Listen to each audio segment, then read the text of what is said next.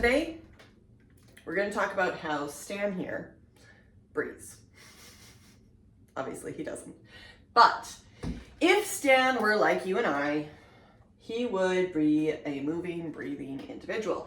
And his breath would occur in his chest. But in our wellness, fitness world, we tend to talk about the breath more in the space of either high in the chest or low in the belly. And neither one of those is really correct. So here's the fascinating thing, is that the movement of the breath, while the inhale goes through the trachea down into the lungs, what actually happens in the movement aspect occurs at the back side of the body here. So on the back of the body here, we have the spine running down the center here, okay? And then on either side, we have these ribs coming off, okay? The ribs come around, they wrap around towards the front of the chest where they attach to the sternum through cartilage until we're older, when that cartilage turns into bone. Now, the thing that we kind of miss in our awareness of our breath is that the movement happens here along the vertebrae. So if I pull you in here a little bit closer, hold on. So do you see right here, we've got some joints, okay? And when the individual takes in a breath, the rib is going to hinge like this, okay? At these joints, all the way along the spine, all the way down the spine, okay? So the ribs are going to be hinging kind of like this. So I want you to imagine if my hands are the ribs. When Stan takes an inhale, those ribs are going to hinge like this. I'm exaggerating the movement here just to make it a little bit more obvious, but that is what is going to be occurring when an inhale happens, okay? It's a little bit different higher up in the top two ribs, but we're just talking about the large percentage of ribs today, okay?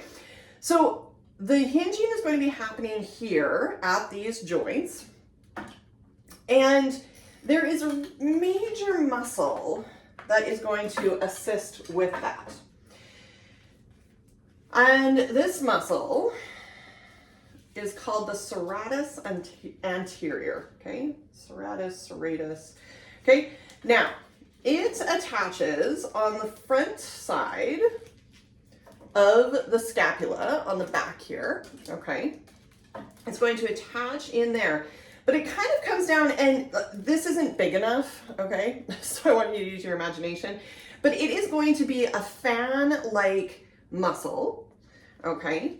And it is going to spread itself across the ribs here, okay? Like I said, not the first and second ribs, okay? So it's going to fan across. And so when it engages, it is going to lift those ribs up, okay? Now, that changes when the shoulders get tense because it's attached to the major bone of the shoulder, okay? So when our shoulder blades start to hitch up our back, when we have tension, when we feel the trapezius up here starting to engage and tighten, then the shoulder blade starts to lift, which is going to have a trickle-down effect into the serratus anterior, which trickles into our breathing mechanics, okay? So understand that it's all connected, okay? But what can we do to support this serratus anterior so that it doesn't get a ton of tension in it and discomfort? Here's a trick that I want you to try. Take a thumb, okay? You're going to place your thumb in between two of your ribs here, okay? So if I'm doing this on Stan, I'm going to take my thumb and kind of place it in between here, okay? So between each set of ribs, you have other muscles, but you have the serratus anterior coming over top. So what we're going to do is we're going to create a little bit of release in this area by gently pressing here. As you take that inhale, you're going to spread open those serratus anterior muscles, or rather the ribs. And you're just going to massage into that space a little bit, into those attachment points for the serratus anterior. You're going to feel it. It's going to be tender if you've never done this before. And then as you exhale, you just come back upright. And if it feels nice, you can pause in that lateral flexion. Do it on both sides. Check in between the two sides. Notice how that feels for you, okay? So that is our breathing mechanics of the ribs with the serratus anterior, okay?